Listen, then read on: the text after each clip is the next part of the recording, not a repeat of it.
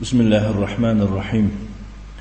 الحمد لله رب العالمين والعاقبة للمتقين ولا عدوان إلا على الظالمين كالمبتدعة والمشركين، والصلاة والسلام على نبينا محمد أشرف الأنبياء والمرسلين وخير خلق الله أجمعين، محمد وعلى آله وأصحابه الطيبين. أما بعد، فنتابع درسنا من كتاب تيسير الكريم الرحمن في تفسير كلام المنان لفضيلة الشيخ العلامة عبد الرحمن بن ناصر السعدي رحمه الله تعالى. اینک ما درس های خود را دوام میدهیم از کتاب تفسیر به نام تيسير الكريم الرحمن آیدی تفسیری کلام المنان از آن شیخ علامه عبد الرحمن بن ناصری سعدی، الله سبحانه و تعالی این کس را رحمت کرده باشد. درس ما از سوره بقره آیتیش هم گفتیم، آیتی 17 سر می شود. قبل از شروع کردن درس میخواستم که یک خطاگی که دین صادر شد نسبت وای آیتی ذکر شده. ما گفتیم در ثبت چنین آمد که اولئک الذین خسروا انفسهم و اهلیهم یوم القیامة الا ذلك هو الخسران المبین. این اولئک نمیشده است. قل ان الخاسرین الذين خسروا انفسهم و اهلیهم یوم القیامة الا ذلك هو الخسران المبین. یعنی مهم قل ان الخاسرین یعنی که اولئک نداشته است. الله سبحانه و تعالی میفرماید مثلهم كمثل الذي استوقد نارا فلما أضاءت ما حوله ذهب الله بنورهم وتركهم في ظلمات لا يبصرون صم بكم عمي فهم لا يرجعون أو كصيب من السماء فيه ظلمات ورعد وبرق يجعلون أصابعهم في آذانهم من الصواعق حذر الموت والله محيط بالكافرين يكاد البرق يخطف أبصارهم كلما أضاء لهم مشوا فيه وإذا أظلم عليهم قاموا ولو شاء الله لذهب بسمعهم وأبصارهم إن الله على كل شيء قدير. حالا نیز دوامی همون صفتهای منافقا رفته ایستاده است. شیخ مفسر میفرماید ثم ذکر مثلهم، بعد از آن الله سبحانه و تعالی مثل یعنی صفتی همون گویم منافقها را ذکر کرده. فقال همون آیتی که خواندیم ای مثل المطابق لما كانوا عليه، یعنی همون صفتی که با همان هستن موافق می آید. صفتی وی ها، صفتی منافق هایی که وی مطابق به همون رفتار و یا که گویم خصالی منافق ها می باشد. مطابق گفته موافق می باشد. لما كانوا علیه، در کدام آیینی که بودن، در کدام عقیده که بودن، همین مثلشون الله تعالی ذکر میکند موافق می آید. کمثل الذی استوقد نارا، بمانند یک انسانی که گلخن گران کرد یا که آتش را گران کرد.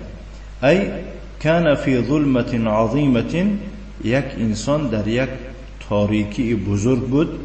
و حاجت الی النار شدیدت، این شدیدت حاجت بین این شدیدت و حاجت ننده الی النار در آمده ایستاده است. نیست؟ خب مهم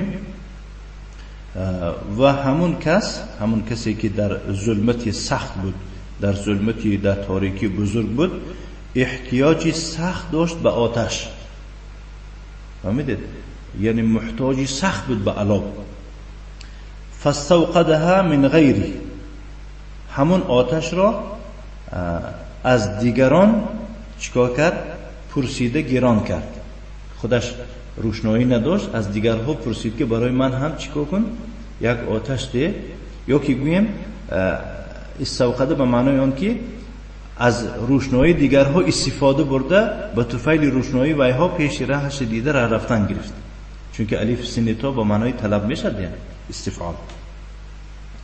ولم تكن عنده معده، خودش یعنی همون آتش در نزد وی تیار نبود. فهمیدید؟ لم تکن همون آتش که مؤنث می باشه لم تکن شد، عنده در نزد همون کسی که محتاج به علاب هستی، به آتش هستی، معده تیار نبود. از بس که خودش آتشی تیار نداشت، از دیگرها چیکار کرد؟ آتش طلبید. بل هی خارجه عنه، بلکه این یعنی همین آتش، همین روشنایی از وی بیرون بود، یعنی در خودش نبود و در غیرش بود. فلما اضاءت النار ما حوله، وقتی که همون آتش گرد و اطراف همون شخصی محتاج را روشنایی کرد، و نظر المحل الذي هو فيه، و نگاه کرد دید اون جایی را که در همون جا هستی، و ما فيه من المخاوف و امنها، و دید آن چیزهایی را که در اونجا خوف است و در اونجا امن و تنجی است، یعنی پست و بلنده را با طفیل آتش فهمید که این راه راست بوده است، این راه بلند بوده است، این چقوری داشته همه خیل. و انتفع بتلك النار، مهم به همون آتش یا که به طفیل اون آتش این کس انتفاع و نفع و فایده برد. و قرت بها عینه، اساسا کلمه قرت بها عینه لفظا ترجمهش کنیم چشم او قرار گرفت، آرام شد. چون که همون آدمی که در خوف و در ناراحتی هست دائم چشمش پریده می‌ایستد، همین خیلی ناراحت است. اکنون به معنای عموم گیریم خرسند شد، آرام شد. مثال چه خیلی که الله سبحانه و تعالی به موسی می‌فرماد که ثم رددناک الى امک، بعد از آن ما تو را چیکار کردیم؟ به مادر خودت برگرداندیم کی تقر عینها، تا اینکه چشم مادری تو آرام شود. وقتی که موسی را آخر در یک چیزی کشتی چی میده پرتوفت و در آب رفت، خواطر شد که این با خصوصا فهمید که این فرعون دستگیر کرده است، فرعون در با ناراحت شد. الله سبحانه و تعالی منت کرده میگه که ما تو را به مادرت برگرداندیم تا اینکه چشم او آرام شود، یعنی که خرسند شود. گفته همین انسان هم به طفیل همون آتش که فایده برد، جای ترس فهمید، جای امن فهمید. و قرت بها عینه، چشم او آرام شد.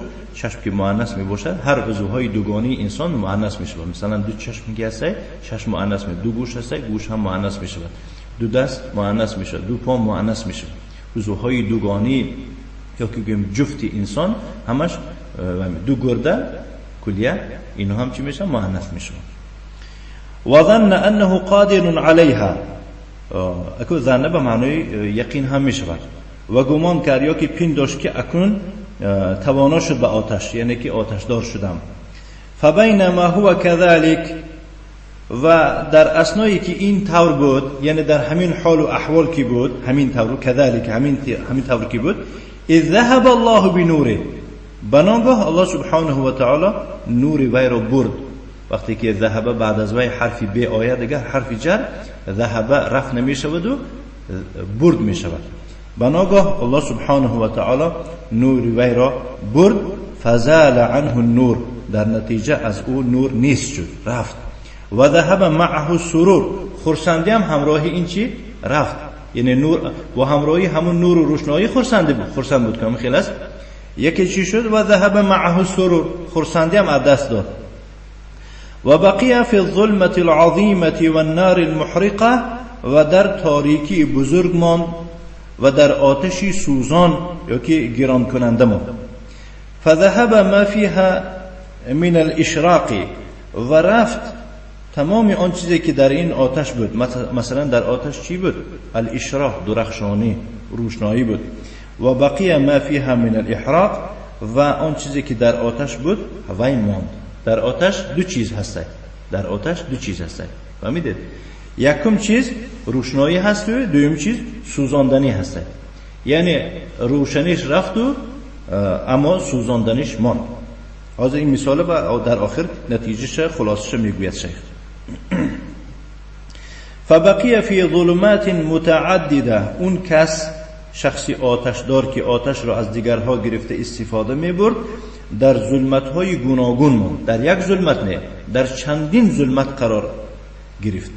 ظلمت اللیل، در تاریکی شب ماند. و ظلمت السحاب در تاریکی ابر ماند و ظلمت المطر و در ظلمت تاریکی باران ماند و ظلمت الحاصلة بعد النور و در یعنی که در یک ظلمتی که و بعد از نور روی داده است. نور داشته بود، نور خاموش شد و در یک ظلمت ماند که اون ظلمت به دست آورد بعد از نور رفت ظلمت میماند. فكيف يكون حال هذا الموصوف؟ اکنون حال این کسی که به چنین صفاتها صفاتدار شده است حالش چی می شده باشد؟ یعنی حال این کس چی خیل می شود؟ فكذلك اکنون یعنی این مثال آور یک انسانی که در یک شور و بیابان محتاج آتش بود و آتش از دیگرها گرفت و یکی آتش الله سبحانه و تعالی برد گرمی اون ماند لیکن چه در چندین نمودی ظلمت مان حالش چی خیل میشد؟ حالش در خوف و خطر میشد. درنده ها به او هجوم کردنش ممکن، در یگون چخوری افتیدنش ممکن، در یگون بلنده پیش پا خوردنش ممکن، همین خلاصه حالش همین خیل میشد. فكذلك هؤلاء المنافقون بس انمین طور میشود، یعنی این منافقون همین طور میشود. استوقدوا نار الایمان من المؤمنین، منافقان هم آتش ایمان را یعنی روشنایی ایمان را از مؤمن ها گرفتند. اکنون قیاس کرده ایستاده است. ولم تكن صفتا لهم، یعنی نار ایمان یا که روشنایی ایمان صفتی خودشان نبود که خیلی که ویم آتش خودشان نداشته بود که دیگرها گرفت. ولم تكن صفتا لهم، این آتش صفتی خودشان نبود، یعنی آتش ایمان اکن گفته ایستاده است. فاستضاءوا بها مؤقتا، بس چیکار کردن؟ یعنی از روشنایی ایمانی مؤمن ها موقتا گرفتن، روشنایی گرفتن و انتفعوا فایده بردن. چه فایده بردن؟ مثلا یکی از فایده همین که فحقنت بذلك دماؤهم، به طفیل نور ایمانی مؤمن ها چیکار کردن؟ خونهای ایشان را نگه داشته شد، چون که میفهمیدن که اینا کافرن میکشتنشون. اما خلاص و سلمت اموالهم، مال ملکشان سلامت ماند، تنج ماند. و حصل لهم نوع من الامن فی الدنیا، یک نمودی از نمودهای امن و تنجی در دنیا برایشون روی داد. خلاصه در دنیا کاری کردن که حیاتشون به سر گذراندن، اثر گذراندن، همه خلاصه در دنیا. فبینما هم كذلك، بس در اثنایی که ایشان همین طور بودن، خلاصه همراه مؤمن ها از ایمان ویها فایده برده، انمی خیلی حیات به سر می بردن که اذ هجم علیهم الموت، بناگاه بالایشان مرگ هجوم کرد، یعنی مرگ رسید. فسلبهم الانتفاع بذلك النور، از ایشان کشید و گرفت مرگ آمد و از ایشان کشید و گرفت. چرا گرفت؟ فایده بردن را به همون نور دیگه اکن بعد از مردن از نور دیگر مؤمن ها استفاده بردن از دست رفت. و حصل لهم كل هم و غم و عذاب، و برایشون روی داد تمام غم و اندوه و عذاب. و حصل لهم ظلمت القبر، برایشون روی داد تاریکی قبر. و ظلمت الكفر، تاریکی کفر. و ظلمت النفاق، تاریکی نفاق، یعنی کافر مردن، منافق مردن. و ظلمت المعاصی على اختلاف انواعها، و دیگر ظلمت معصیت ها با تمامی یعنی نوعهای گوناگونش، با چی کارها اینا میکردن میشد. و بعد ذلك ظلمت النار، بعد از وی چی میشود؟ با تاریکی آتش دوزخ میشود. و شیخ میفرماد که و بئس القرار، چی قرارگاهی بده است. یعنی انسان آخرون یعنی که استگاهی او آتش باشد، اگر چی یعنی استگاهی بده است. فلذلك قال الله تعالی عنهم، بخاطر همین است که الله سبحانه و تعالی در مورد ویها میفرماید که سم، یعنی ویها کرم از چی؟ عن سماع الخیر، از شنیدن خیر، از شنیدن کارهای نیک، از شنیدن امری به معروف و نهی از منکر، از شنیدن ایمان. بکمون ایشان لال هستند، یعنی گنگ هستند از چی؟ عن النطق به، از یعنی که حق گفتن نمیتوانند. عمیون، ویها کور هستند، ای عن رؤیت الحق، از دیدن حق دیدن نمیتوانند. فهم لا یرجعون، ایشان دیگه از این صفات خود بر نمیگردند. فهمیدید؟ از این صفت‌های بد دیگر بر نمیگردن. چرا؟ لانهم ترکوا الحق بعد ان عرفوه، چون که ایشان حق ترک کردن، پرتوتن بعد از شناختن حق. فلا یرجعون الیه، دیگه اکنون دوباره یعنی که به حق بر نمیگردن. بخلاف من ترک الحق عن جهل و ضلال، برعکس اون کسی که حق دانست لیکن از روی جهالت، یعنی بخلاف کسی که حق ترک کرد از جهتی جاهل بودنش و از جهتی گمراه بود. این فرق میکنه. فهمیده؟ یک انسانی هست که حق ترک میکند جاهل آخر، یعنی این معذور دانستن شدنش ممکن است و گمراه است. فانه لا يعقل، این نمیفهمد. و هو اقرب رجوعا منهم، و اینها را دیده چنین کس یعنی نزدیکتر است به برگشتن از ویها را دیده. یعنی این یک روز اگر حقیقت فهمانش از روی جاهل بودنش که فهمانن که این حقیقت همین طور است، نباید که تو اون ترک کنی، امیدوار هستیم که این برگردد، لیکن یا بر نمیگردد. ثم قال تعالی، بعد از آن الله سبحانه و تعالی چنین فرمود: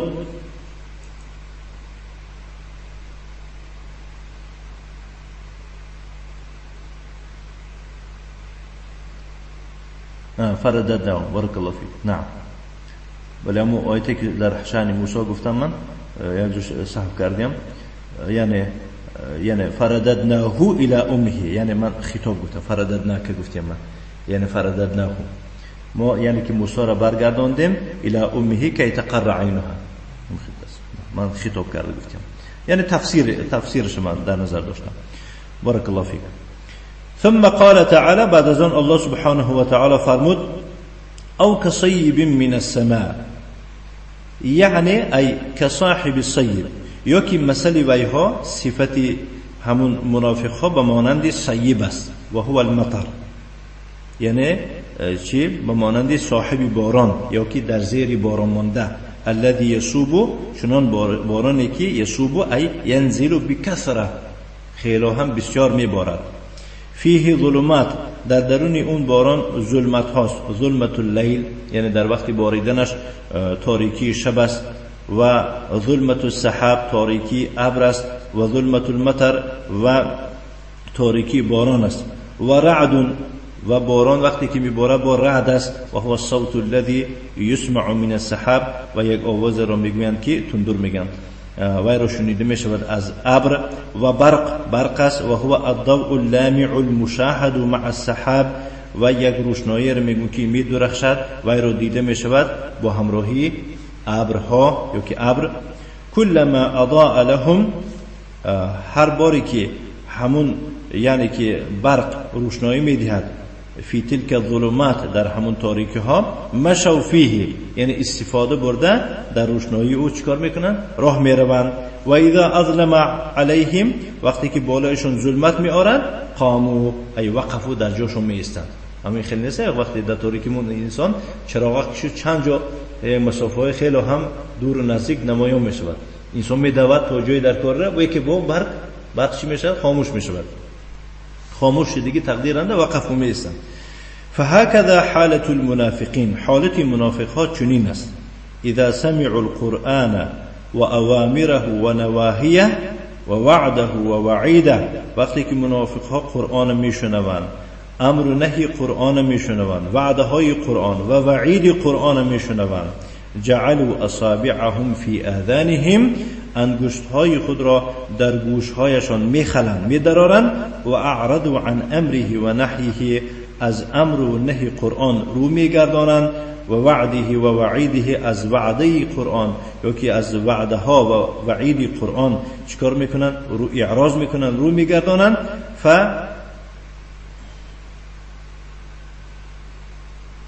فیروعهم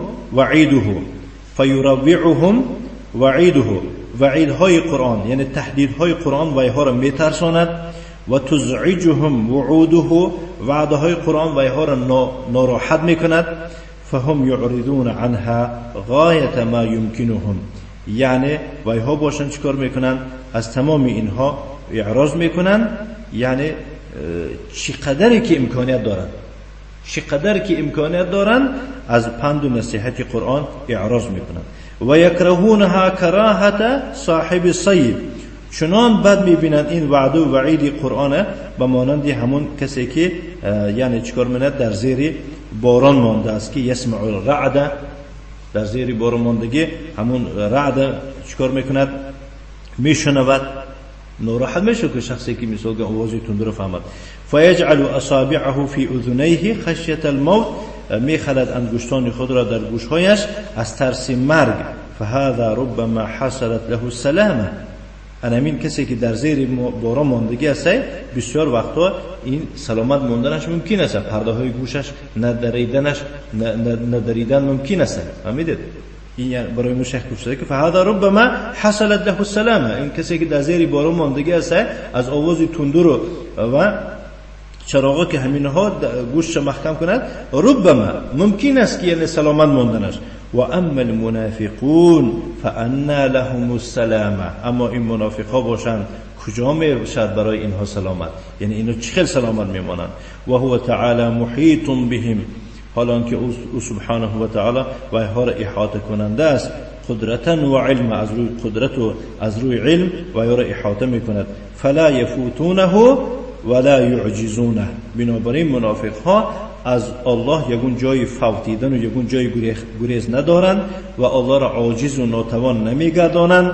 بل یحفظ علیهم اعمالهم، بلکه الله سبحانه و تعالی با مقابل خودی منافق ها اعمالشون نگه می‌دارد، حفظ می‌کند، یک روز نشانشان می‌دهد و یجازیهم علیها، طبق اعمالشان به ایشان جزا می‌دهد. اتم الجزاء، جزای پرشون می‌دهد. یعنی اون در زیر باران ماندگی یعنی ربما گفته است شیخ که سلامت می، اما اینا جای دیگه سلامت ماندن نیست.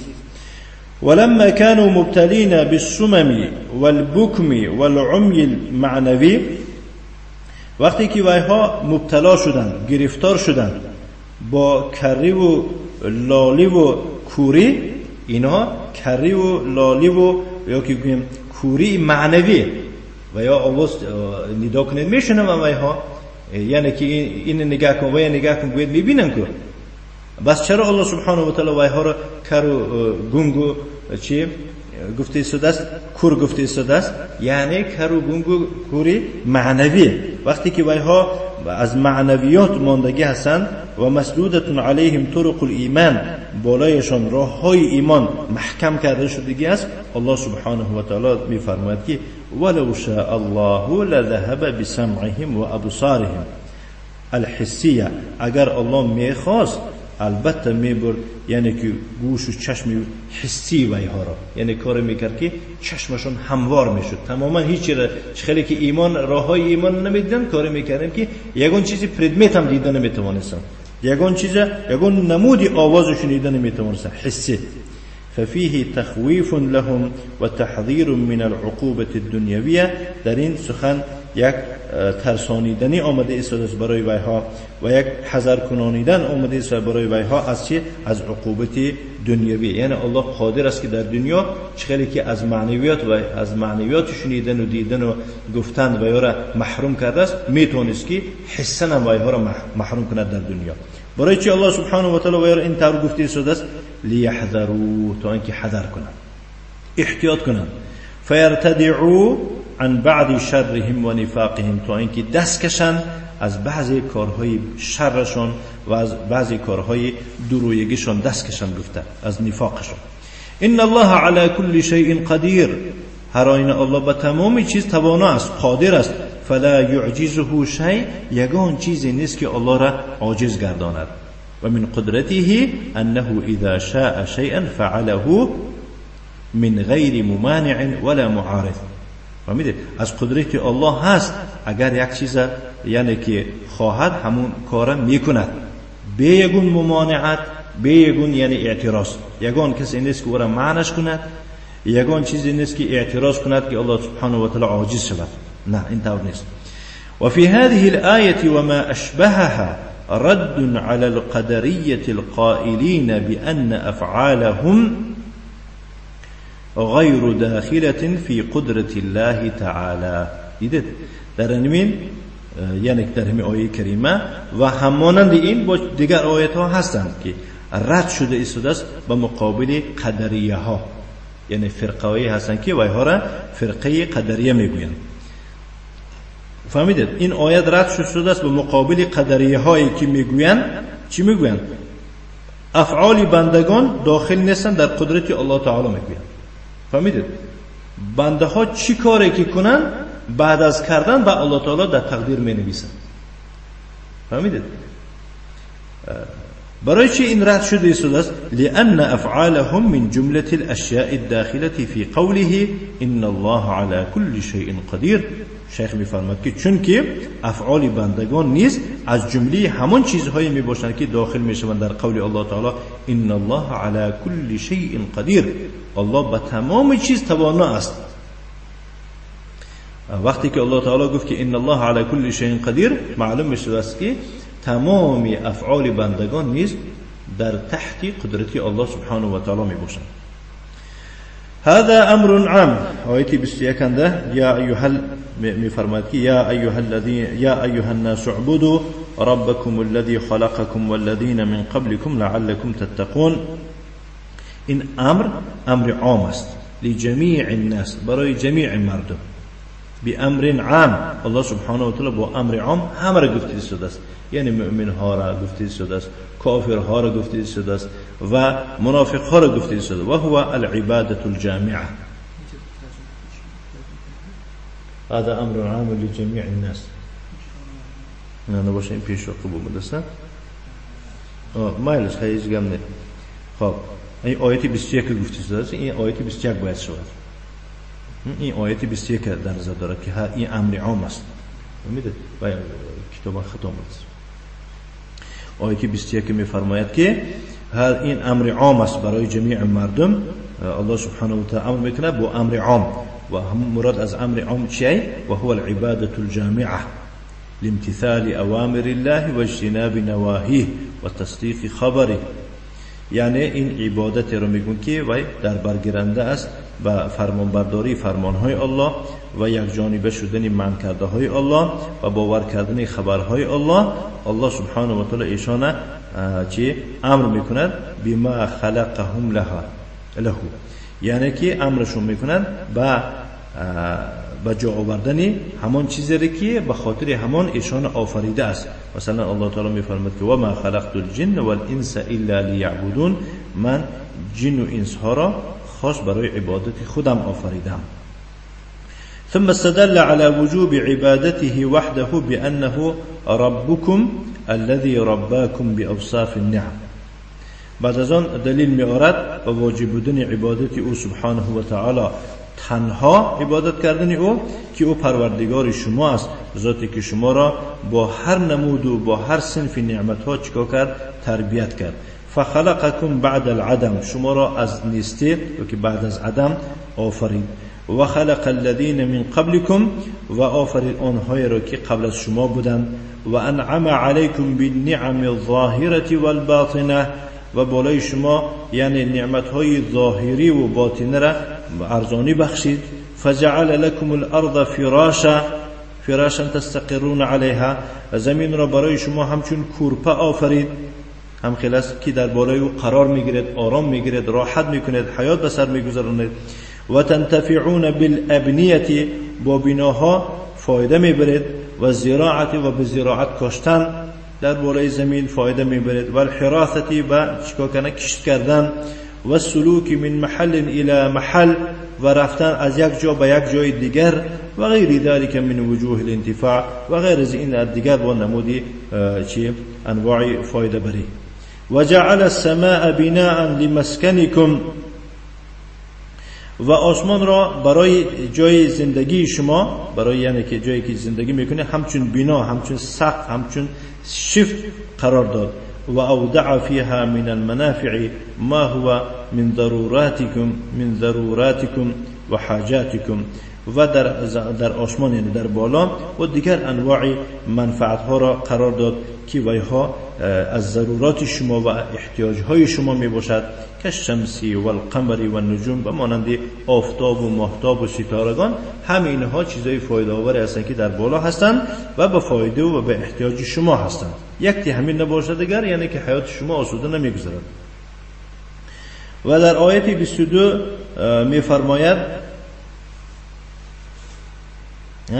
و انزل من السماء ماء، ذکر میکند و از آسمان آب را فرود آورد.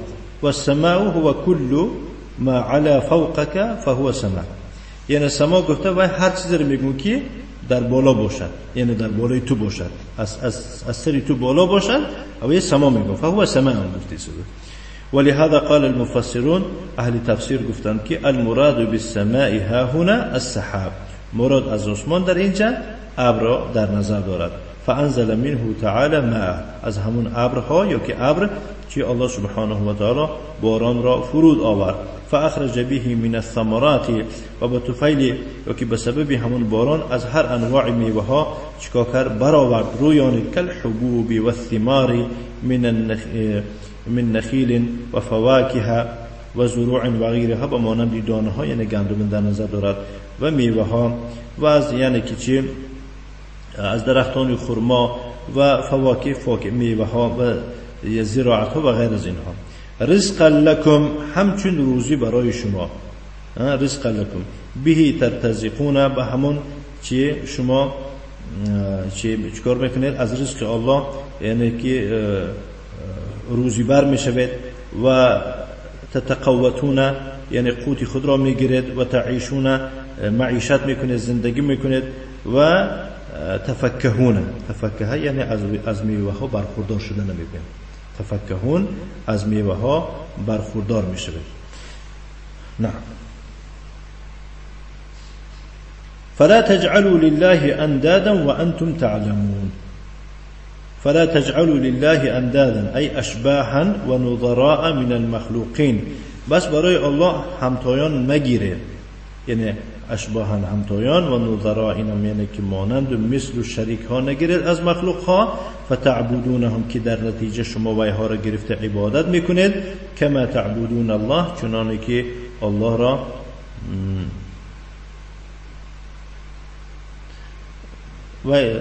و تتقوتون میشود. در این کتاب ما آمده است که تتقوتون و اما اگر دو تتیشه و دیگه یک تتیشه در بعضی حالت ها برای سبک شدن حذفش میکنن. تقوتون تتقوتون هم میشود. بارک الله فیکم. نعم. خب یعنی چنانی که الله را عبادت میکنید و تحبونهم، همون همتایان را چیکار میکنید؟ دوست میدارید. کما تحبونه، خیلی که الله را دوست میدارید. و هم مثلکم مخلوقون مرزوقون مدبرون، حالان که ویها باشن رنگی شما هستن، مانندی شما هستن، همچون مخلوق فهمیدید آفریده شده و روزی داده شده و در زیر تدبیر الله بوده، اندیشه کرده شده، چاره دیده شده. یعنی ویها کسانی هستن که مثل شما باید که ویها را حال و احوالشون نگریسته و یا را نگهبانی کرده شود.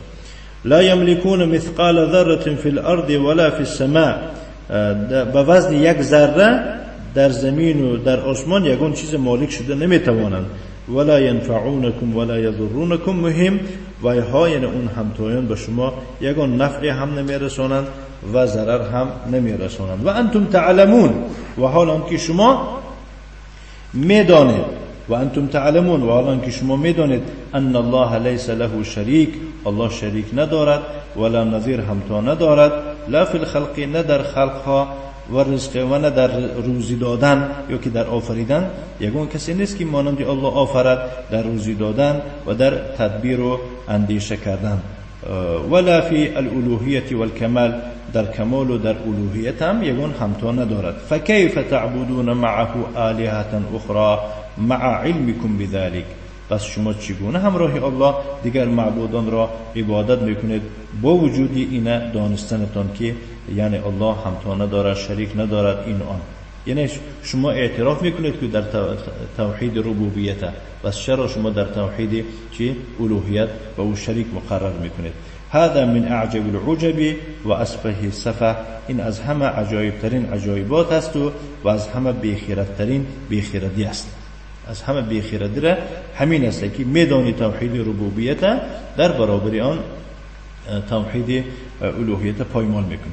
و هذه الآية جمعت بين الامر بعبادة الله وحده والنهي عن عبادة ما سواه. خلاصه شیخ میفرماید که همین آیت اگر دیدگی باشه، اهمیت دادگی باشه، دیگر الله سبحانه و تعالی ذکر میکند امر به عبادت الله تنها را و منع از عبادت غیر الله.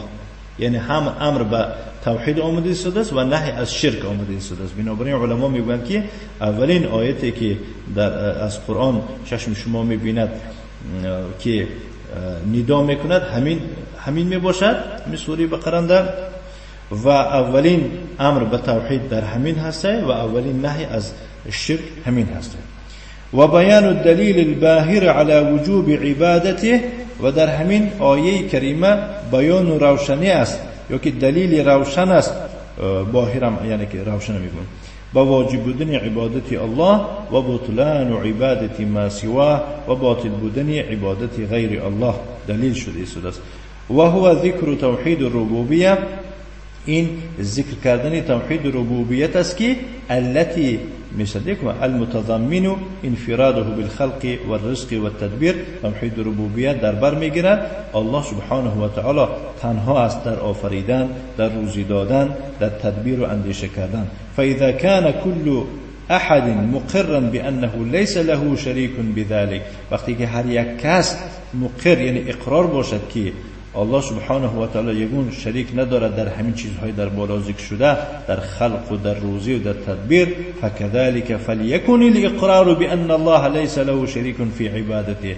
وقتی که کار این طور باشد باید که اقرار هم شود، هر یک کس باید اقرار شود که الله سبحانه و تعالی یعنی که شریک ندارد در عبادتش نیست. و هذا اوضح دلیل عقلی، این از همه واضح ترین روشن ترین دلیل عقلی است علی وحدانیت الباری تعالی، با یگانه بودن الله تعالی و بطلان شرک و با باطل بودن شرک. کسی که اندک عقل یعنی که فراست دارد باید که فهم دارد. و قوله تعالی لعلکم تتقون، تا شما تقوا کنید. يحتمل أن المعنى احتمال است معنی چنین می شود: اذا عبدتم الله وحده اتقيتم بذلك سخطه و عذابه. یک معنیش از شیخ می فرماید که یعنی اگر شما الله را یگانه عبادت کنید، شما به طفیل این یگانه عبادت کردنتون از غضب و از عذاب الله خود را نگه می دارید. چرا؟ لأنكم أتيتم بالسبب الدافع لذلك، زیرا که شما بجا آورده یک سببی را که چی می شود؟ باعث این می شود یا که سبب می شود برای همین. شما الله را عبادت کردید، به طفیل عبادتتان خودتون خلاص کردید از غضب الله و از چی؟ از عذاب الله. و یحتمل ان یکون المعنى، یا که احتمال معنا چنین می باشه با یک معنای دیگه میتاد لعلکم تتقون، انکم اذا عبدتم الله، شما وقتی که الله را عبادت کنید، صرتم من المتقین، از جمله تقوادارها میشوید، از جمله تقوادارها میشوید. الموصوفین بالتقوا، آن کسایی که صفتی تقواگی را به خود دارند. و کلا المعنیین صحیح، هر دو معنا درست هستند. و هما متلازمان، هر دو از دیگر جدا نیستند. فهمیدید؟ هر دو معنا از دیگر جدا نیستند. فمن مثلا که شرح میده چه جدا نیستن این دو معنا. فمن اتى بالعباده كامله كان من المتقين، کسی عبادت به طریق پررگی بجا آورد از متقین ها میشود. و من كان من المتقين، و کسی که از متقین ها که شد، حصلت له النجات من عذاب الله و سخطه، برای او یعنی که روی می آورد یا که او به دست می آورد نجات یافتن را از عذاب الله و از غضب الله. دیدن هر دو از دیگر جدا نیستند. و هذا دلیل عقلی علی صدق رسول الله صلی الله علیه و علی آله و سلم، این دلیل عقلی است به راست بودن رسول الله صلی الله علیه و آله و سلم و صحت ما جاء به و راست بودن صحیح بودن آنچه را که رسول الله صلی الله علیه و آله و سلم از الله سبحانه و تعالی آورده است. فقال و الله سبحانه و تعالی فرمود و این کنتم یا معشر المعاندین للرسول الرادين دعوته الزاعمين كذبه في شك و اشتباه. اگر شما ای اشخاصی سرکش نسبتی پیغمبر، ای اشخاصی که شما دعوت او را رد میکنید، ای اشخاصی که شما یعنی که دروغ بودن یا که وی را به دروغ میپندارید و یا دروغ میشمارید، اگر شما میگو در شک و در اشتباه باشد، در شک و شبهه باشد، مما نزلنا علی عبدنا، نسبتی همان چیزی که ما به بنده خود نازل کردیم، یعنی نسبتی قرآن، هل هو حق او غیره، این شما شک میارید که این حق باشد یا که غیر حق باشد، یعنی ناحق باشد، فها هنا امر نصف فيه الفیصله بینکم و بینهم. در اینجا یک امری یعنی به انصاف است، در اینجا یک فرمانی و انصاف به شما میدیم که در همین چی میشه فیصله میشه بین شما و بین او، چی میشه یک فاصله میشه، یعنی که یک داوری حقیقی میشه که داوری میکنه بین شما، یعنی حکم میکنه بین شما بین وی و هو انکم بشر مثلکم. همون رسول الله صلی الله علیه و آله و سلم مانند شما بشر هسته، مادامی که وی از پیش خود همین قرآن گفتگی باشد، وی رنگی شما است. لیس من جنس آخر، از دیگر جنس نیست، از ملک نیست، از جن نیست. و انتم تعرفونه من نشأ بینکم، شما وی را نظم میشناسید از همون زمانی که در بین شما کلان شد و نشأ و نما یافت. لا یکتب، نمی نویسد، ولا یقرأ، نمی خواند، فاتاکم بکتاب، و در برابری نخواندن و ننوشتن است برای شما کتاب آورد. اخبرکم انه من عند الله، خبر داده است که شما را خبر داد که این کتاب از نزد الله است.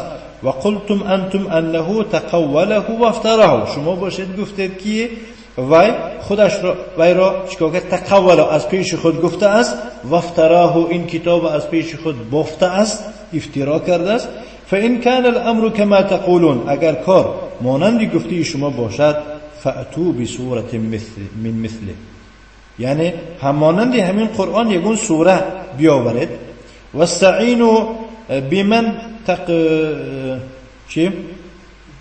تقدرون علیه من اعوانکم و شهدائکم، یاردم پرسید از کسانی که به همون چه تقدرون علیه، مثال گیریم شما میتوانید با یاردم گرفتن یا که با آوردن سوره از یاردمچی های خود، از شاهدان خود، از حاضران خود، از کسانی که شما میشناسیشون، فان هذا امر یسیر علیکم، این کار خیلی هم آسان است برای شما. خصوصا و انتم اهل الفصاحه، خصوصا شما اهل فصاحت و اهل خطابت هستید، یعنی که شما زیبا گم میزنید، شما یعنی که سخندان هستید. والعداوه العظیمه للرسول، و شما یعنی که دشمنی سخت و بزرگ هستید برای پیغمبر، باید که شما دشمنی سخت باشید، در مقابل دشمنتون تیاری سخت آمادگی داشته باشید. فان جئتم بسوره من مثله، اگر شما یگون سوره آوردید مانند همون قرآن، فهو کما زعمتم، بس نباشد این مانند همون گمان شما بوده است، در حقیقت با محمد او را از پیش خودش بفته است.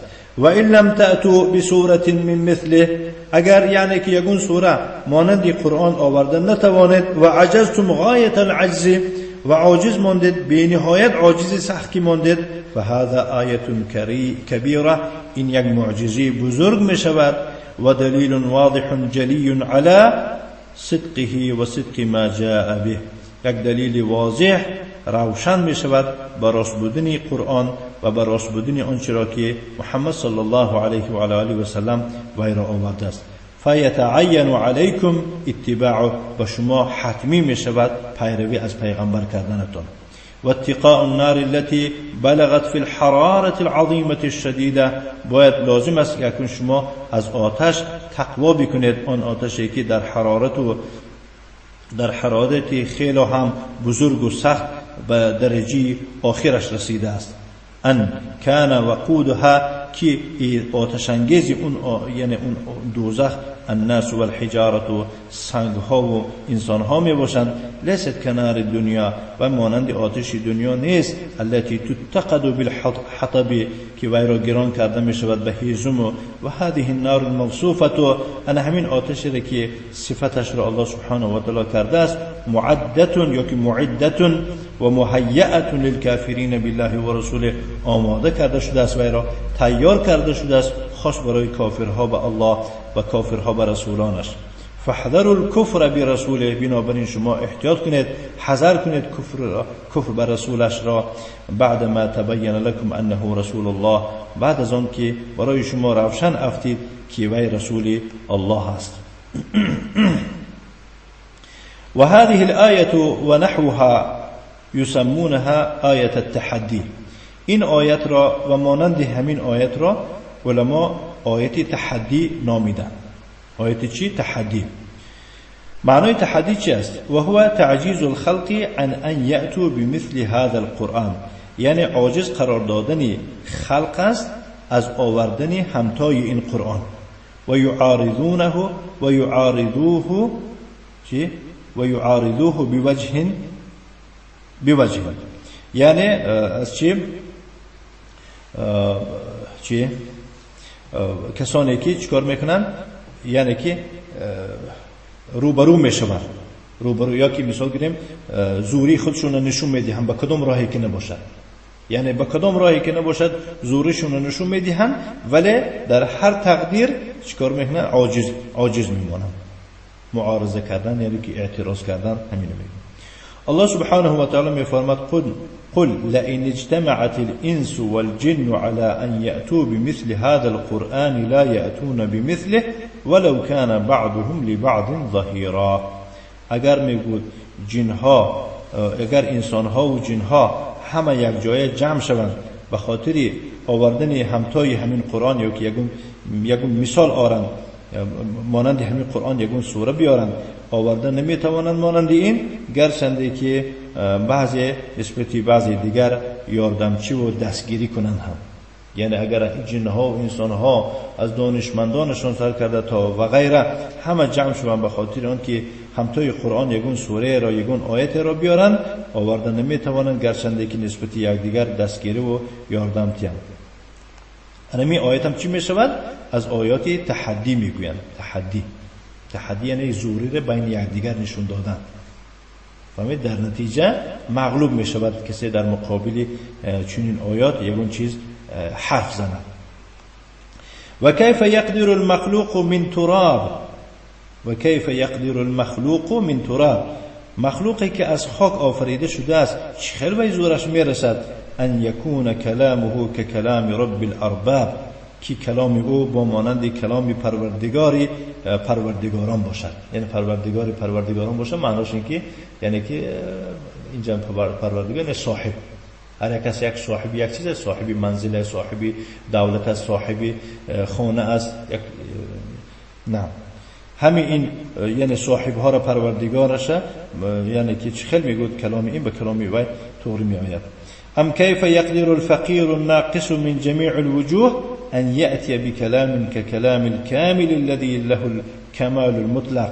یا که بیم میفرماید شیخ چه خیل زورش میرسد اون فقیره که از همه جهت ناقصه از جهت عقلم ناقصه دیدنم ناقصه شنیدنم ناقصه قوتم ناقصه یعنی فقیر فهمیدید سده فقیر است چه خیلی میتواند که بیارد یک سخن را که همانند سخن باشد که این سخن کامل است که له الکمال المطلق از همه جهت و از همه راه یعنی که چه کامل است والغنی الواسع بایست وسیع است از جمیع و از هر جهت محتاج به یگون چیز علاوه کردن نیست هذا ليس في الامکان شیخ میفرماد که این ممکن نیست هذا ليس في الامکان یعنی این ممکن نیست ولا في قدرة الانسان در قدرت انسان هم نیست و كل من له ادنى ذوق و معرفة بانواع الكلام هر کسی که اندک اندک یعنی که ذوق دارد، معرفت دارد به نمودهای کلام، یعنی که همین کلام چیست اساسا، کلام مبتدا دارد، کلام خبر دارد، کلام فصیح است، کلام به معنی، گپی بی معنی. کسی همین جمله ها رو فهمد کلام چی بدونش اندک دانه دیگر.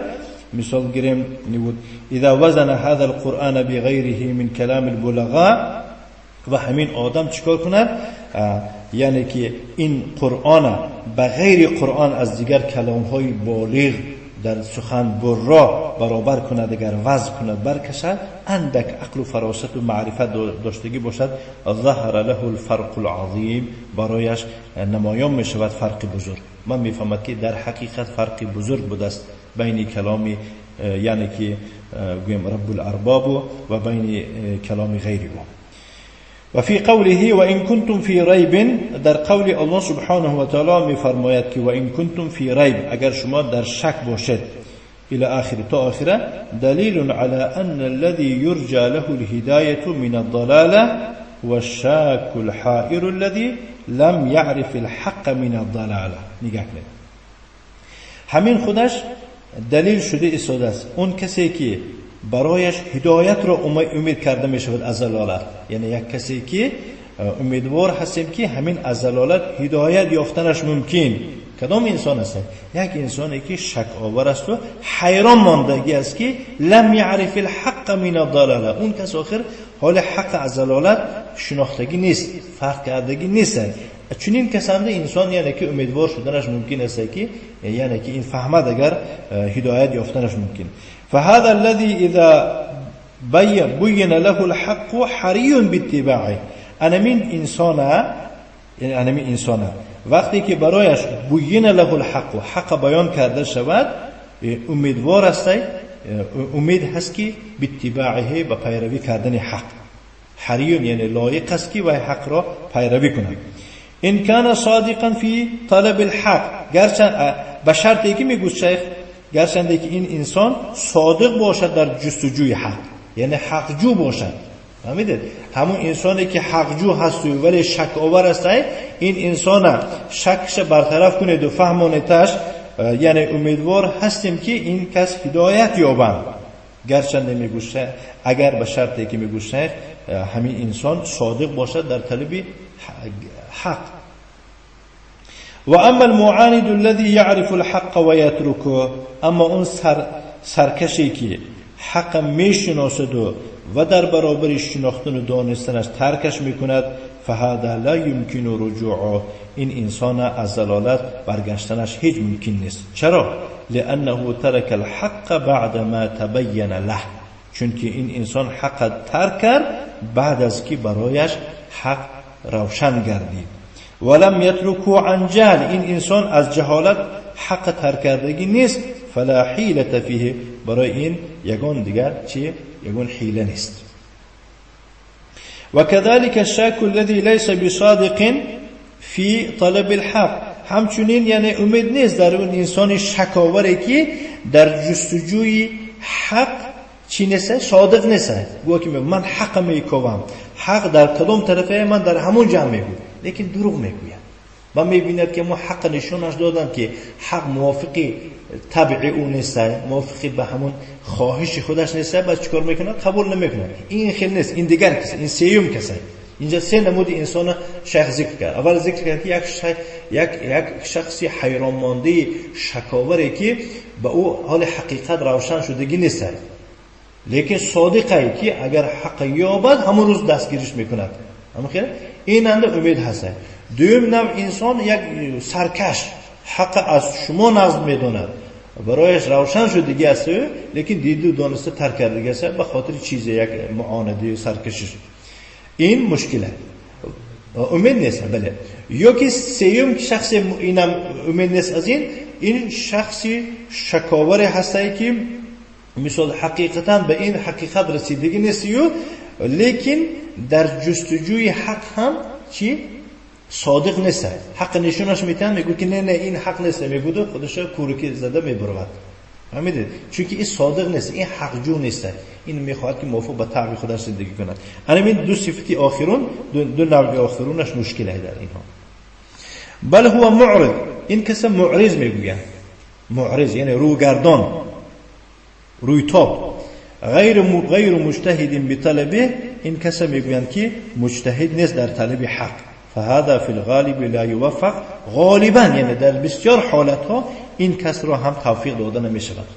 یعنی این هم از گروهی بی توفیقان شدنش ممکن. شخص دیدید با احتیاط کرده است که غالبا یعنی که کم در کم مثل نوع انسان کم در کم هسته که چیکار کند او را فهمونن، نصیحتش کنند، چیکار کند تز حق قبول کند. چون که آخر در جستجوی حق صادق نیستی. آخر برای مشایخ میفرماید که فی الغالب، غالبا این کس هم توفیق داده نمیشود مانندی همون دوم. وفي وصف الرسول بالعبودية في هذا المقام العظيم دليل على أن أعظم أوصافه صلى الله عليه وعلى آله وسلم قيامه بالعبودية التي لا يلحقه فيها أحد من الأولين والآخرين. در وصف پیغمبر صلی الله علیه و آله و سلم یا که در صفت کردن پیغمبر با عبودیت، یعنی الله سبحانه و تعالی همچون بنده گفته پیغمبرش ذکر میکند. و این کنتم فی ریب مما نزلنا علی عبدنا، گفتن به بنده ما چیزی که نازل کرده، نسبتی نازل کرده، شما اگر شکاور باشید، گفته پیغمبرش بنده گفته ذکر کرد. فهمیدید؟ پیغمبر با عبودیت وصف کردن در این مقامی بزرگ، در این مقامی بزرگ. چه مقامی بزرگ؟ مقام گپ درباره قرآن رفت شده است، صحبت درباره قرآن رفت. در رفت صحبت قرآنی الله سبحانه و تعالی پیغمبرش عبد گفته ذکر میکند. این مقامی بزرگ است. در مقامی بزرگ پیغمبرش یعنی با عبودیت وصف کردن پروردگار این دلیل می شود که از همه بزرگترین صفتهای او صلی الله علیه و آله و سلم از این عبارت بوده است که وی بجا آورنده عبودیت بوده است. معلوم می شده است که وی یگانه شخصی بوده است که عبودیت به طور لازمی و درکاری بجا آورده است. التي این چنان عبودیت بجا آورده است این محمد صلی الله علیه و آله و سلم که یگان کس در عبودیت خواه از گذشتگان باشند، خواه از پیش یعنی از اولین باشد، خواه از امتان آخرین باشد که یگان کس وی را در عبودیت دریافت کردن نمیتواند. یعنی این خاص فقط به پیغمبر ما هست. فهمیدید؟ لا یلحقه، یگان کس از پیغمبر گذشتن دریافت کردن نمیتواند وی را در عبودیت من الاولین و الاخرین، از اول دنیا تا به آخر دنیا. کما وصفه بالعبودیت فی مقام الاسراء، در مقام اسراء یعنی که سفر شبانه، وقتی که پیغمبرش شبانه به سفر بود، در همون جا هم نامش بنده گفته ذکر کرد. فهمیدید؟ خیلی میفرماد که فقال سبحان الذي اسرا بعبده لیلا، پاک از ذاتی که بنده خود را شبانه برد. هم خلاص در همین جا هم الله سبحانه و تعالی یعنی که محمد صلی الله علیه و آله و سلم به عبودیت چیکار کرد؟ ذکر کرد در مقام اسراء. و فی مقام تنزیل القرآن علیه، و در مقام یا که در جایی که قرآن به اون نازل کرد، در همون جا هم پیغمبر به عبودیت وصف کرد، به بندگی وصف کرد. گفت تبارک الذی نزل الفرقان علی عبده لیکون للعالمین نذیرا، بسیار با برکت است، پاک است اون ذاتی که فرقان را یعنی قرآن را نازل کرد به بنده خود. این یعنی مقام، این یعنی که اضافی تشریف میگوینه. فهمیدید؟ اینا علی عبده، عبد مضاف شده است، ضمیر مضاف الیه شده است، اما خلاصه این اضافی تشریف میکنه، زیرا که این ضمیر راجع به سوی الله سبحانه و تعالی می باشد. و بنده خود قرآن نازل کرد تا برای جهانیان چی شود؟ بیم کناننده شود. نعم. و فی قوله، در قول الله سبحانه و تعالی که فرمود اعدت للکافرین، همون آتشی که آتش انگیزی اون مردم و سنگ ها می باشند وی را آماده کرده شده است برای کافرها. و نحوها من الآیات، و مانند همین دیگر آیات ها همین خودش دلیل می شود. در قول الله دلیل می شود لمذهب اهل سنت والجماعه، و مذهب اهل سنت و جماعت دلیل است. یا که گویم به فایده اهل سنت و جماعت دلیل میشود ان الجنة والنار مخلوقتان خلافا للمعتزله. جنت و دوزخ اینها آفریده شده هستند به خلاف معتزله ها. معتزله ها یعنی که چی؟ مخلوق نمیدونن جنت و دوزخ. و فيها ايضا ان الموحدین، و در همین نیز دلیل شده ایستاده است و در همین آیت دلیل میشود که اهل توحید و ان ارتكبوا بعض الكبائر، گرچه که از ویها بعضی گناههای کبیره صادر شدگی هم باشد، مانند الحمدلله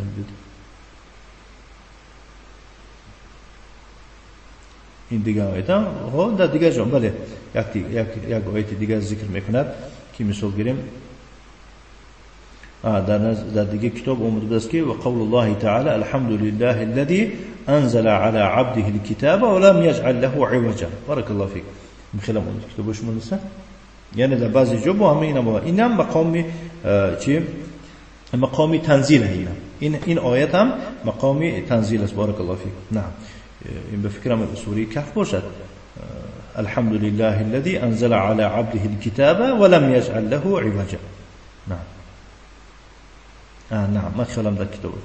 بارك الله فيك. یعنی خاطر رسون کرد در کتاب نبوده است، این خاطر رسون کرده شده است که در دیگه جا یک دلیل آورده است، یکی از طلبایی که همراه ما درس کرده است. خب یعنی در این آیه کریمه دلیل است ان الموحدین یعنی اهل توحید، موحد گفته کسانی رو میگن که اهل توحیدند، و ان ارتكبوا بعض الكبائر، گرچه که از ویها بعضی گناههای کبیره صادر شدگی باشه مانند دزدی و زنا و دیگه، لا یخلدون فی النار، نگاه در دوزخ ابدی جاودانه نمیمانند. برای چی؟ لانه قال، چون که الله تعالی گفت که اعدت للکافرین، آماده کرده شده است برای کافرها. فلو كان عصاة الموحدين يخلدون فيها لم تكن معدة للكافرين وحدهم خلافا للخوارج والمعتزلة. يعني اگر یعنی که کان عصاة یعنی عاصیان اهل توحید در دوزخ جاودان میموندن، یعنی دوزخ الله تعالی آماده برای کافرها تنها برای وها نمیکرد. اعدت للكافرين معلوم میشه که گرچه که عاصیان داخل شما وها کافر کی نیستن، و ها کافر نیست اهل توحید و یا موقتا میبرن. خلافا للخوارج والمعتزله، برعکس خوارج و معتزله اینا که چی میگن؟ اینا میگن که یعنی مرتکبی کبیره تمام دوزخ به داخل میشه، با دوزخ داخل میشه و دوزخ که در اومد نمیبرد. میگن اینا فهمیدید؟ خوارج و معتزله میگن که با دوزخ در اومد نمیبرد، اگر با اهل توحید میبود باید نمیدر اومد بگن. اما این آیت بینید اعدت للکافرین، یعنی آتش دوزخ آماده کرد تیار خاص برای کافرها بود. و فيها دلاله که دلاله على ان العذاب مستحق باسبابه، در همین دلیل شده ایستاده است که عذاب هم حق بری سببگار عذاب می شود. یعنی عذاب هر کس به نمیتد الله تعالی، یعنی برای خاطری یعنی به عذاب گرفتار کرده شود یگون کس را مستحق اسبابی همون عذاب در کار است. یعنی یک کس یک کاری کرده است که باعث و سبب عذاب کشیدن میشه. در اینجا چی شد سبب؟ و هو الكفر، کفر است. و انواع المعاصی و دیگر نوع نمودهای معصیت علی اختلاف انواعها، یعنی که به همون گوناگون بودن با نوع و انواع معصیت ها. صلی الله وسلم علی نبینا محمد وعلى آله وأصحابه وسلم تسليما مزيدا وجزاكم الله خيرا وبارك الله فيكم.